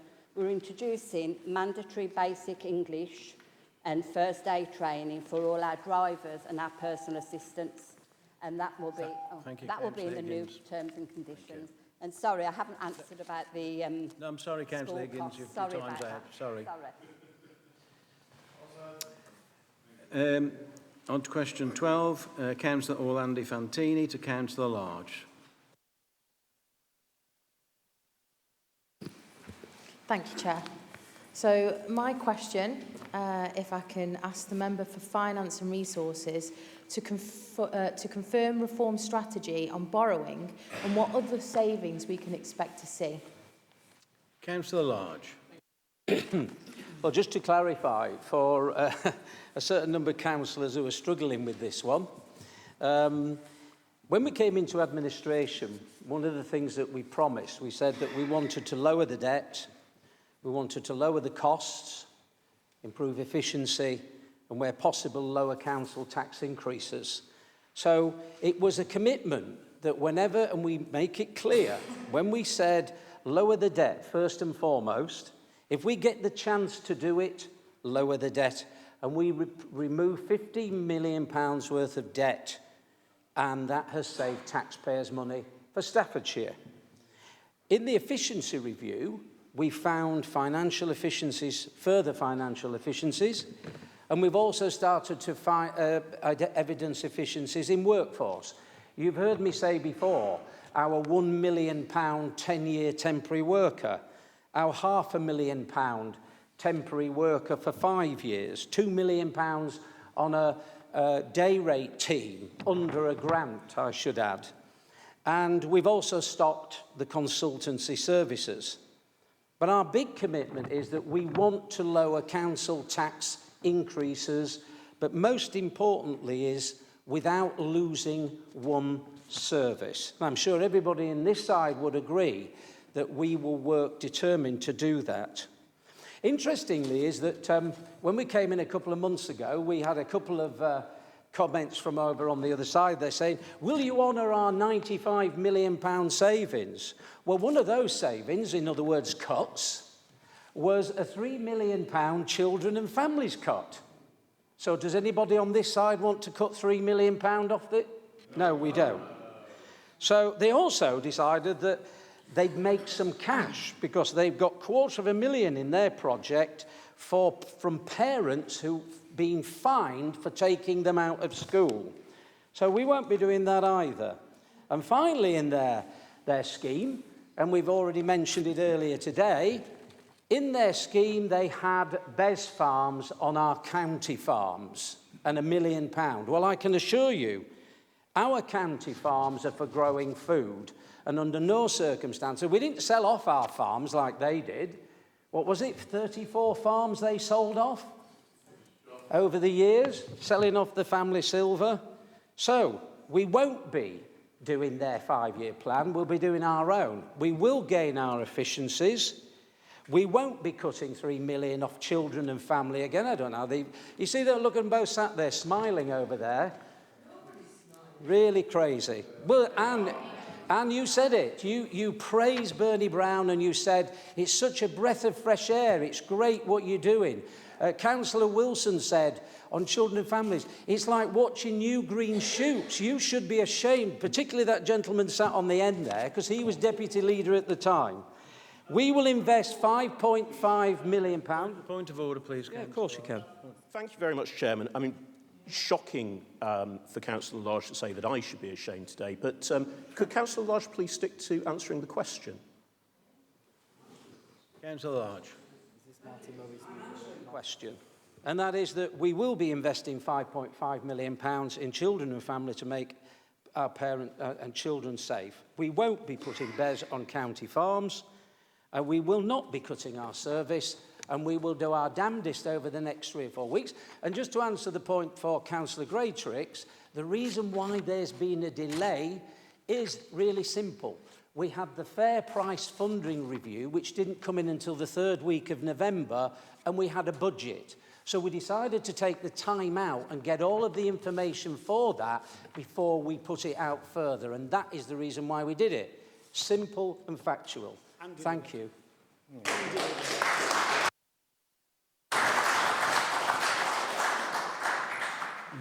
Question 13, Councillor Machin to Councillor Higgins.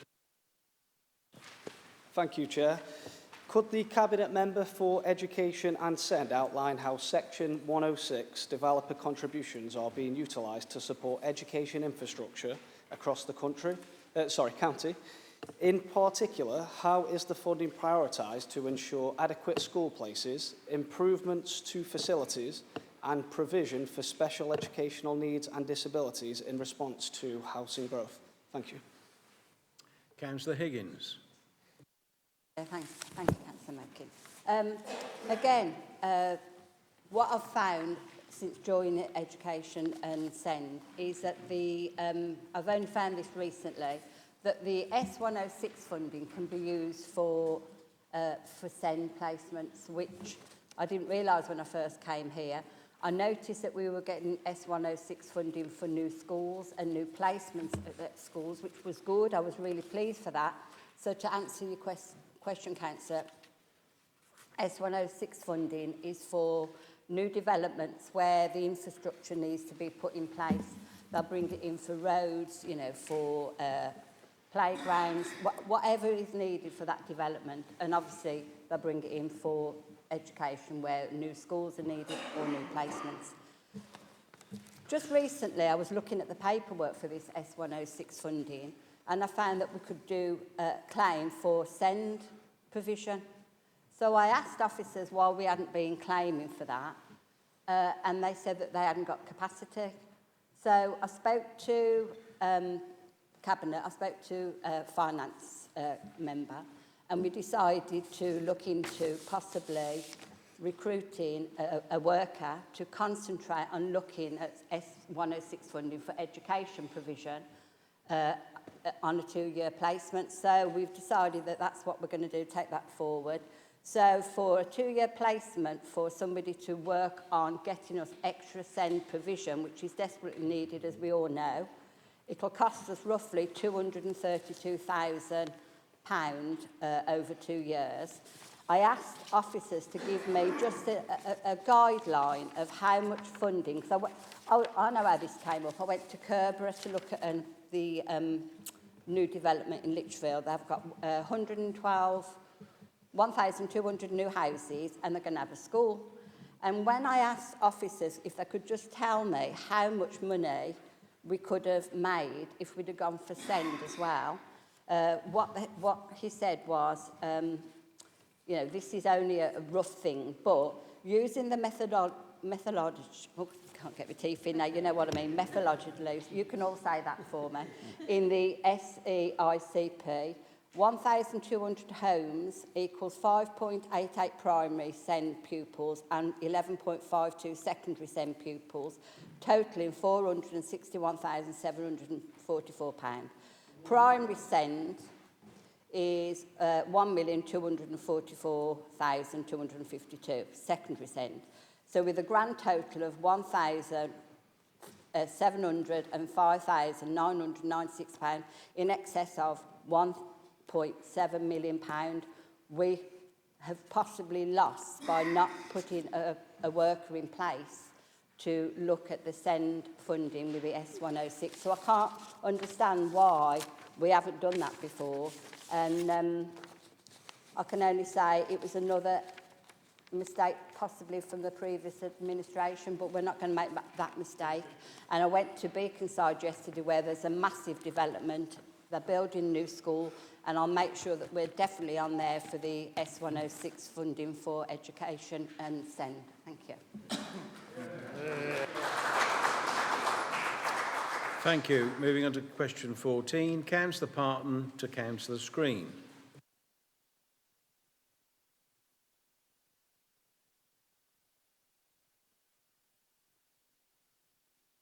or moving on to the last question. Councillor Humphreys to Councillor Lakin. Thank you. Thank you, Chair.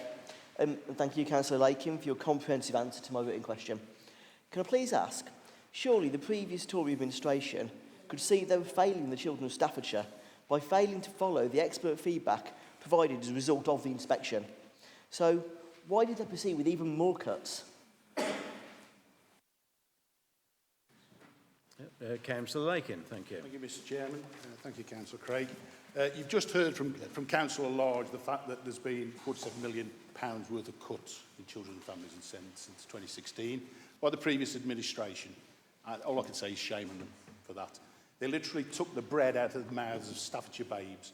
A portion of those cuts were during the time that Councillor White was Deputy Leader. During their time in office, the Tory administration deluded themselves that the service was good, despite findings by independent experts to the contrary. They were subsequently found to be marking their own homework and thought they were better at understanding the complexities of SEND and children and families than the experts. That, for me, shows arrogance. Indeed, some officers I've consulted are of the opinion the inspection in 2023 should have been graded as inadequate, not just requires improvement. The service was so bad. Now, to be fair to the Tories, if I must, they were being advised by previous Director of Children and Families and previous Chief Executive of the Council, both no longer employed by Staffordshire County Council. But the Tory administration consistently failed to do, what the Tory administration failed to do between 2018 and 2023 was lift up the bonnet and look and have a proper look underneath and see the challenges and challenge the officers and investigate why there were so many requires improvement comments and findings and the repeated failures identified in the inspections. In addition, they put into place a top-down structural reorganisation of children and families and SEND that was doomed to fail. They failed to apply rigour to their decisions. They failed to listen to the workforce. They failed to listen to the children and the families. A total dereliction of duty. This resulted in Staffordshire County Council acting illegally on their watch. And again, shame on you. Now, with the Reform UK administration in charge, with the excellent work of the current Director of Children and Families, Bernie Brown, and her excellent officers, we are rectifying the calamitous actions of the previous Tory administration. But it doesn't stop there. The Tories are still either unwilling or incapable of lifting up the bonnet. Perhaps they need a hanged manual, something like that. I know that Councillor Wilson is the shadow portfolio holder for children and young persons. Not once has she spoken to me about that portfolio. Not once has she offered any help, and not once has she asked me any questions. Indeed, in a recent safeguarding and education Oversight and Security Committee on the 4th of December, she was more concerned with researching Reform UK members than concentrating on the two very important papers that were before her from children and families.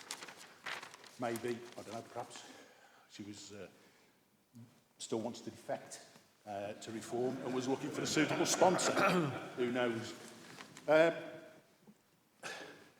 Councillor White, you might want to change her portfolio role to highways.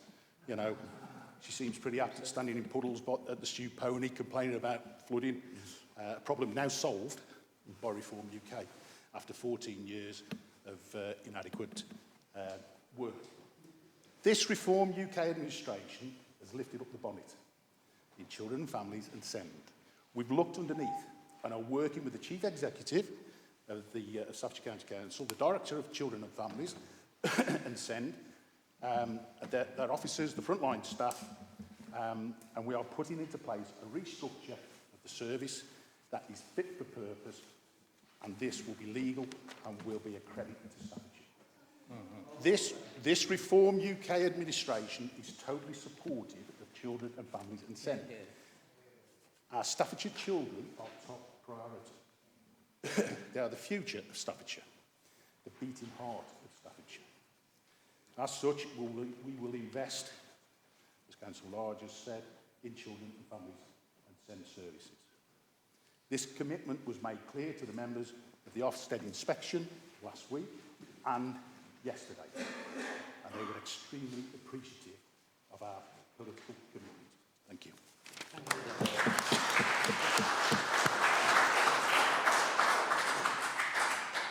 Thank you. Item 11, petitions. Yes, please. Mike. Councillor Brown. Yeah, we've heard about the previous administration's ineptitudes, and they've labelled us as not doing the job. There is plenty of councillors here today who have stayed and done the job. I would like to ask Councillor White, because it's come to my knowledge. Sorry, it's not. That's not a point of order. You've left the chamber Councillor to Brown, go and do an interview. Can you Councillor, confirm that? please, can you sit down? Please, can you sit down? Thank you.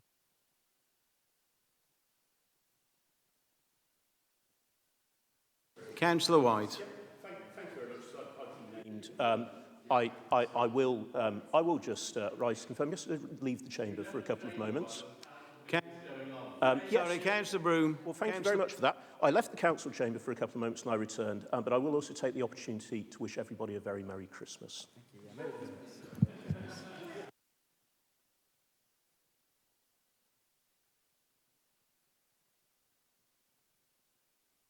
Wish to present?